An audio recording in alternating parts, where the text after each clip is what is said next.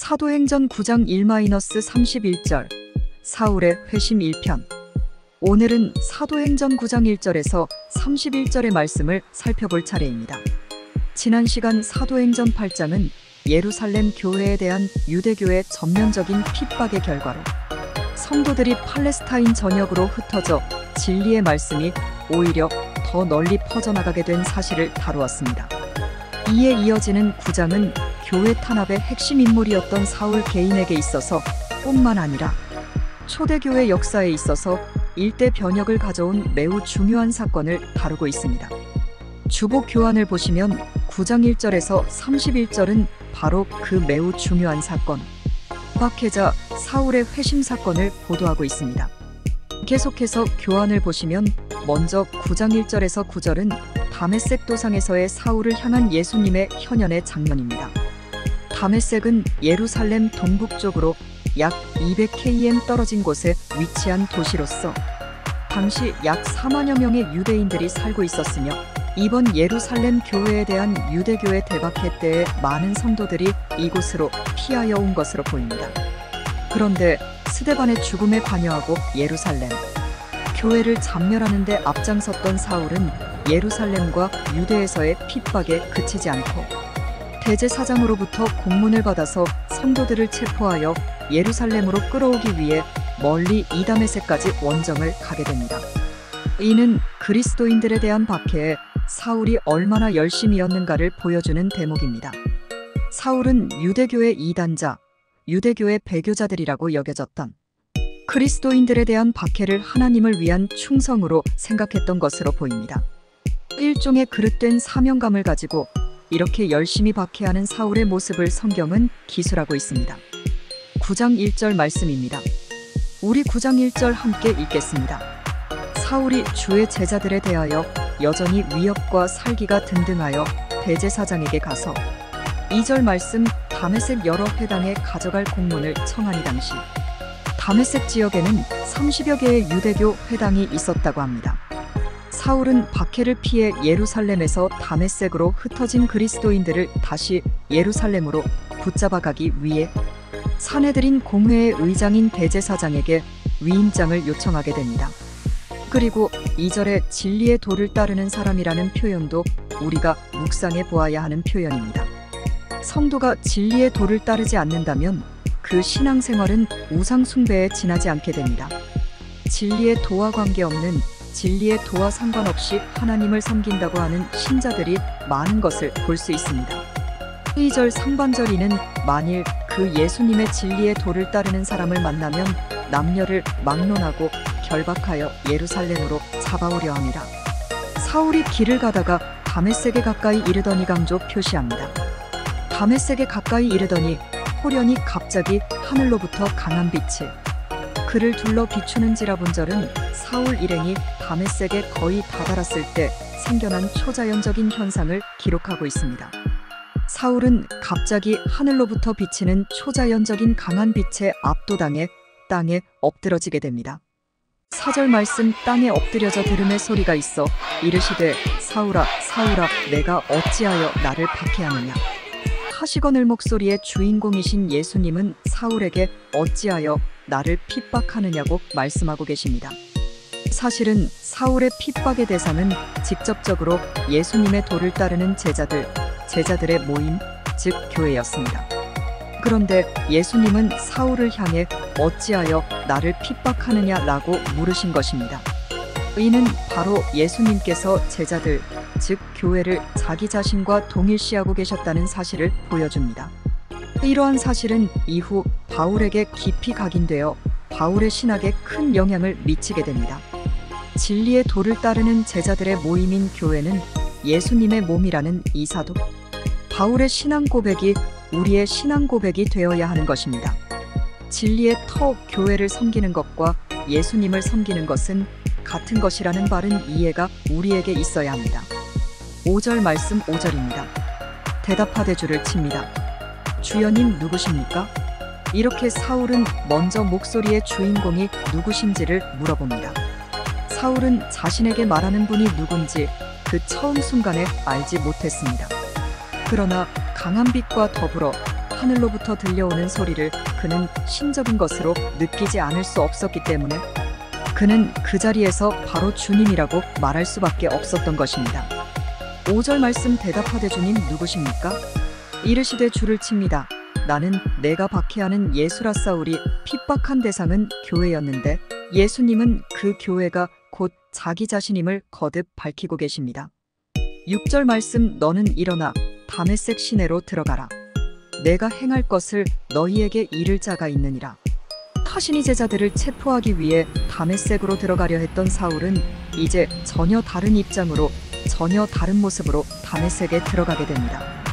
예수님께서는 사울이 사울을 벗어버리고 바울로서의 새로운 인생을 시작하게 하기 위하여 아나니아라고 하는 경건한 제자를 준비해 놓으셨으며 아나니아에게 사울이 어떻게 행해야 할 것인지를 미리 일러놓으시게 됩니다. 예수님께서 모든 것을 직접 하지 않으시고 아나니아라는 경건한 제자를 통하여 바울을 준비시키셨다는 부분도 우리는 생각을 하고 묵상을 해야 하는 부분입니다. 이제 사울에게는 예수님을 영접하고 예수님의 도를 따를 것인지를 스스로 선택해야 하는 숙제, 그리고 제자들을 핍박했던 자신의 과거의 죄를 스스로 깨닫고 철저히 회개해야 하는 개인적인 숙제가 남겨지게 됩니다. 7절 말씀 같이 가던 사람들은 소리만 듣고 아무도 보지 못하여 말을 못하고 멍하니 서 있더라. 우리 8절 9절 함께 읽겠습니다. 사울이 이 땅에서 일어나 눈은 떴으나 아무것도 보지 못하고 사람의 손에 끌려 다메섹으로 들어가서 사흘 동안 보지 못하고 먹지도 마시지도 아니하니라 강조 표시합니다. 사흘 동안 보지 못하고 먹지도 마시지도 아니하니라. 이렇게 박해자 사울은 일생일대의 충격적인 경험을 하게 됩니다. 다메섹 도상에서 부활하신 예수님을 만난 이후 육정 눈이 감겨 아무것도 보지 못한 채 보낸 이 3일간의 기간 동안 사울은 이전과는 완전히 다른 사람으로 거듭나게 됩니다. 아마도 사울은 보지 못했던 이 3일간의 흑암의 시간 동안 기억에 생생했던 스데반의 설교를 되새겨 보았을 것이고 자신이 잘 알고 있었던 구약 성경에 예언된 메시아가 바로 이 나사렛 예수님이심을 믿게 되었던 것으로 보입니다. 그리고 자신의 어리석은 행동으로 인해 순교한 스데반과 핍박받은 제자들을 생각하며 양심의 큰 가책을 느껴 식음을 전폐하고 진실하게 회개하였던 것으로 보입니다. 이제 교환을 보시면 10절에서 19절 문단은 다메섹 제자 아나니아를 통한 사울의 회복과 세례 기사가 기술되어 있습니다. 10절 그때에 다메섹에 아나니아라는 제자가 있더니 사도행전에서 신자라는 표현은 한 번 나옵니다. 그런데 제자라는 표현은 사도행전에서만 무려 33회나 나옵니다. 그래서 저와 여러분이 신자에 머물러 있으면 안 되고 주사랑 교회의 신자에 머물러 있어선 안 되고 진리의 도를 배우고 진리의 도를 따르는 예수님의 제자가 되어야 합니다.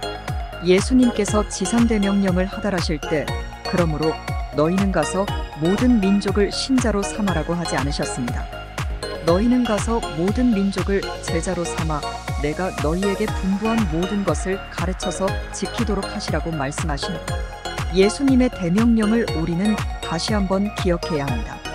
그런데 오늘날 현대교회에는 신자만 가득하고 진리의 도로 훈련받은 제자가 보이지 않습니다. 우리 교회는 예수님의 제자들을 세우는 교회가 되어야 합니다. 다수의 무리가 아니라 소수의 제자를 추구하는 그런 건강한 이상적인 교회를 꿈꿔야 하는 것입니다. 10절 말씀입니다. 그때에 다메섹에 아나니아라는 제자가 있더니 주님께서 환상 중에 불러 이르시되 아나니아야 하시거늘 대답하되 주님 제가 여기 있나이다 하니 주님 제가 여기 있습니다 하니 이는 제자의 종의 기본 자세입니다. 사극을 보면 왕이 거기 아무도 없느냐 하면 항상 신하가 왕을 섬기기 위해 대기하고 있는 모습을 볼 수 있습니다. 그런데 왕 되신 예수님께서 성도들에게 거기 아무도 없느냐 하시면 오늘날의 성도들은 주님 제가 요즘 좀 바쁩니다. 주님 좀 부담되니 다음 기회에 헌신하겠습니다. 이러한 유의 선택을 하는 신자들이 많은 것을 보게 됩니다. 10절 하반절 주님 제가 여기 있나이다 하니 주님께서 이르시되 일어나 집 가라 하는 거리. 다메섹을 동서로 관통하는 고든 도로로 가서 유다의 집에서 길르기야 다소 사람 사울이라 하는 사람을 찾으라. 그가 기도하는 중이니라. 그가 아나니아라 하는 사람이 들어와서 자기에게 안수하여 다시 보게 하는 것을 환상을 통해 이미 보았느니라 하시거늘 아나니아가 대답하되 주님, 이 사람에 대하여 내가 여러 사람에게 듣사온즉 그가 예루살렘에서 주의 성도에게 적지 않은 해를 끼쳤다 하더니 여기 다메섹에서도 주의 이름을 부르는 모든 사람을 결박할 권한을 사내들인의 의장 대제사장에게서 받았나이다 하거늘 주께서 이르시되 가라. 이 사람은 내 이름을 이방인과 임금들과 이스라엘 자손들에게 전하기 위하여 택한 나의 그릇이라. 16절 그가 내 이름을 위하여 강조 표시합니다. 얼마나 고난을 받아야 할 것을 내가 그에게 보이리라 하시니 역시 제자의 길, 전도자의 길은 고난의 길이요 십자가의 길입니다. 하지만 역설의 원리가 적용되고 있다는 것을 우리는 알아야 합니다. 17절 말씀, 우리 17절, 18절까지 함께 읽겠습니다.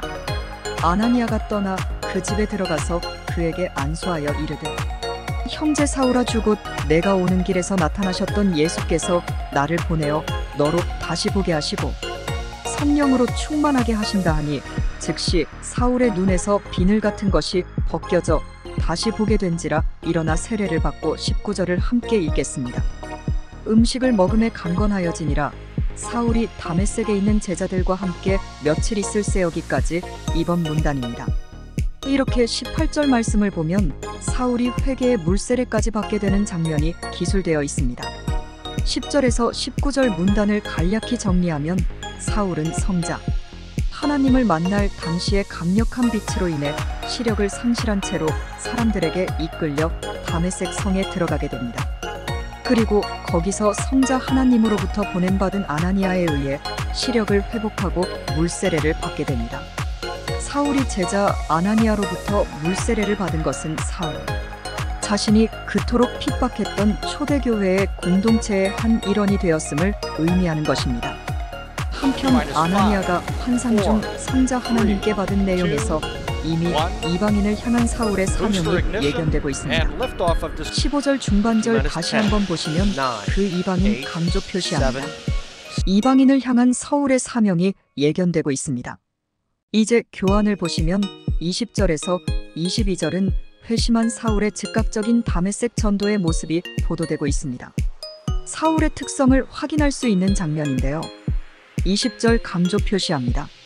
즉시로 아주 중요한 표현입니다.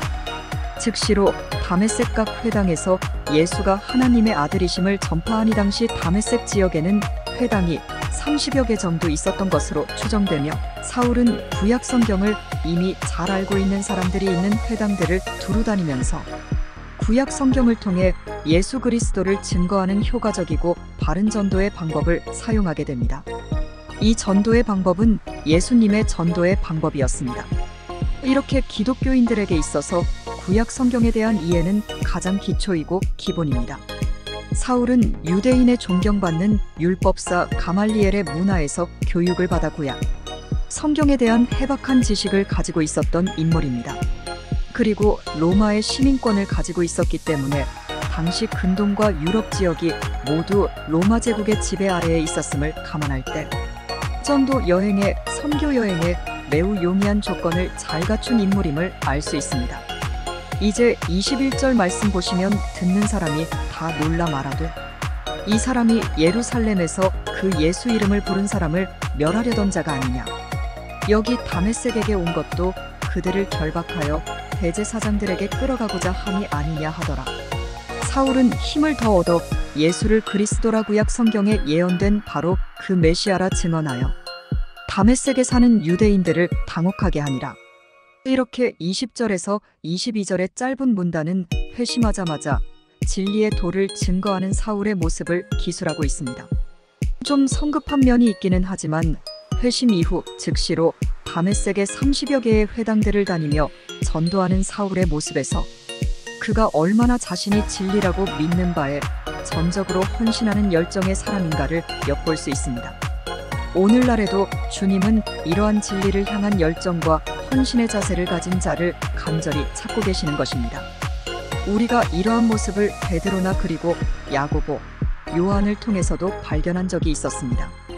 이제 교환을 보시면 23절에서 31절은 사울의 다메섹 탈출과 예루살렘, 귀경 및 고향 길리기야 다소에로의 피신의 장면이 기술되어 있습니다. 이번 문단은 사울의 회심 사건으로부터 약 3년 후의 일로서 사울이 다메섹에서 아라비아로 가서 약 3년간 머물다가 다시 다메섹으로 돌아온 후 다메섹에서 예루살렘으로 귀경하는 것을 그 내용으로 하고 있는 문단입니다. 사도행전은 사울의 회심 이후의 시간 경과에 대해 구체적으로 밝히고 있지 않나. 갈라디아서 1장 17절 18절을 통해 볼 때 사울은 회심 이후 다메섹에서 아라비아 광야로 갔다가 다시 다메섹으로 돌아왔으며 그런 다음 예루살렘을 방문하였음을 알 수 있습니다. 사울이 다메섹의 기독교인들을 박해하기 위해 예루살렘을 떠난 후 다시 예루살렘을 방문하기까지 약 3년의 시간을 소요되었던 것인데 일반적으로 신학자들은 이 3년의 공백기를 9장 22절과 9장 23절 사이에 있었던 시기로 간주하고 있습니다. 이 3년의 공백기 동안 사울은 아라비아 광야에 머물면서 자신의 무지하고 교만했던 지난 날들을 철저히 반성하고 회개하는 자숙의 시간을 보냈던 것으로 추정됩니다. 그래서 사역자는 성급하게 쓰임받으려 해서는 안 됩니다. 이러한 공백기, 이러한 반성의 시간도 필요하고 진리를 전하는 전도자로 준비하는 배우고 준비하는 제자 훈련의 시간도 상당히 필요하다는 것을 알아야 합니다. 한 인격체의 전인적인 변화와 성장은 충분한 시간과 과정이 필요한 것인데 오늘날 신비주의자들에 의해서 이런 아주 중요한 개념들이 교회 사역자들 가운데서 약화되고 있는 안타까운 모습을 보게 됩니다. 이제 23절 말씀을 보시면 23절 여러 날이 지남에 사울이 다메섹을 떠나 아라비아 광야로 가서 3년여의 자숙의 시간을 보내고 다시 다메섹으로 온 겁니다. 다시 다메섹으로 오매 유대인들이 배신자 사울 죽이기를 공모하더니 그 계교가 사울에게 알려지니라 그 유대인들이 그 사울을 죽이려고 밤낮으로 다마스쿠스 성문까지 지키거늘 성문을 지키고 있었습니다. 이 사건에 대해 언급하고 있는 고린도후서 11장 32, 33절에서는 아레다 왕의 총리가 바울을 잡으려고 다메섹의 성문을 지키고 있는 장면을 기술하고 있습니다. 즉 다메섹의 유대인들은 다메섹의 통치자의 힘을 빌려서 사울을 죽이려고 시도했던 것입니다. 25절입니다. 그 사울의 제자들이라는 표현 자체가 상당한 시간이 흘렀음을 보여주는 대목입니다. 이렇게 사울의 제자들이 생기게 됩니다. 사울의 제자들이 밤에 사울을 큰 광주리에 담아 다마스쿠스 성벽에서 다른 자료를 보면 창문으로 달아내리느라. 26절 이제 드디어 약 3년 만에 사울이 예루살렘에 가서 제자들 예루살렘 교회 성도들을 사귀고자 하나 다 두려워하여 그가 사울이 제자됨을 믿지 아니하니 본절은 사울이 다메섹을 떠나 예루살렘으로 돌아간 사건에 대한 기록입니다. 사울은 3년 전에 다메섹의 그리스도인들을 체포하기 위하여 예루살렘을 떠났었는데 이제는 독실한 그리스도인이 되어 예루살렘으로 되돌아오게 되었던 것입니다. 과거 그리스도인들을 박해하던 자에서 이제 그리스도인이 되어 박해를 피해 다메섹을 탈출해 예루살렘으로 온 그는 아마도 큰 감회에 사로잡혔을 것입니다. 그리고 바울은 예루살렘 교회의 성도들과 친밀해지려고 노력합니다. 그러나 과거 제자들을 그 누구보다 열정적으로 핍박하였던 전력 때문에 이러한 사울의 노력은 결실을 맺지 못하게 됩니다. 그때 사울을 도와준 고마운 사람이 있었습니다. 27절 말씀 아무도 바울을 믿어주지 않을 때 강조 표시합니다. 바나바가 믿어주고 데리고 사도들에게 가서 그가 사울이 다메섹에 가던 길에서 어떻게 주 예수님을 보았는지와 주 예수님께서 그에게 말씀하신 일과 다메섹에서 그가 어떻게 예수님의 이름으로 담대히 전하였는지를 전하니라 전달해주게 됩니다. 회심한 직후 사울은 아나니아의 도움으로 다메섹의 성도들과 친해질 수 있었습니다. 이와 마찬가지로 사울이 3년 만에 예루살렘에 돌아왔을 때도 바나바의 도움으로 예루살렘 교회 성도들과 친밀해질 수 있었고 드디어 사도들을 만날 수 있게 되었던 것입니다. 갈라디아서 1장 18절 19절을 통해 볼 때 이때 사울은 바나바의 소개로 특히 베드로 사도와 야고보 장로를 만나게 됩니다. 바나바는 위로의 아들이라는 의미로서 그는 자신의 토지를 팔아 진실하게 헌금을 드렸을 뿐만 아니라 이후에 살펴보겠지만 착하고 성령과 믿음이 충만한 사람이었습니다.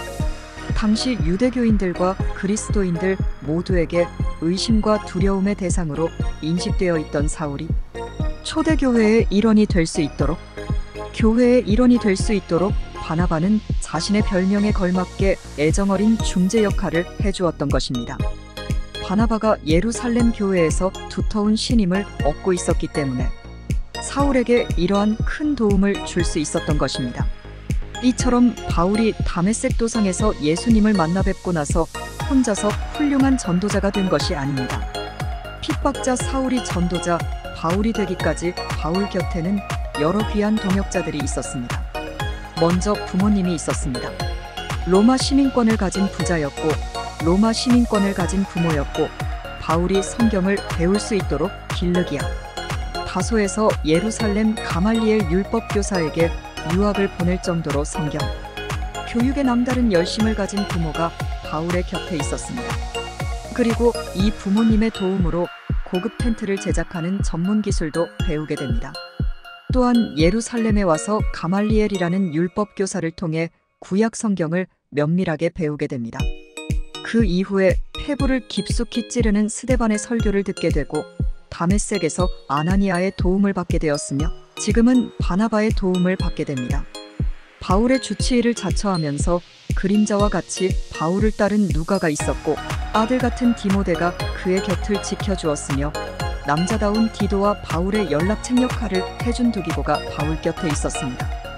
외롭고 어려울 때 바울을 찾아준 오네시보로가 있었고 경제적인 후원을 아끼지 않은 브루스길라와 아굴라 부부가 바울과 함께해 주었습니다. 이러한 귀한 동력자들의 도움을 통해서 훌륭한 전도자 바울이 세워질 수 있었고 이들의 동력으로 하나님의 나라가 확장될 수 있었던 것입니다. 이제 28절 말씀을 보십시오.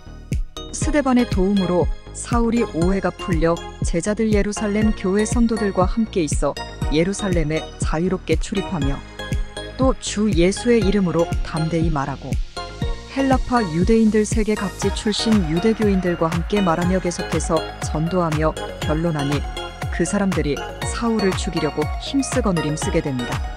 이렇게 바울은 예수님의 도를 전하다가 여러 차례 살해 위협을 받게 됩니다.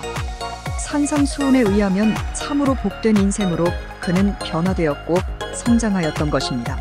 30절 형제들 예루살렘 교회 성도들이 알고 사울을 보호해주기 위해 가이사라로 데리고 내려가서 길르기와 다소 사울의 고향으로 예루살렘 교회 성도들이 보내니라 보내게 됩니다.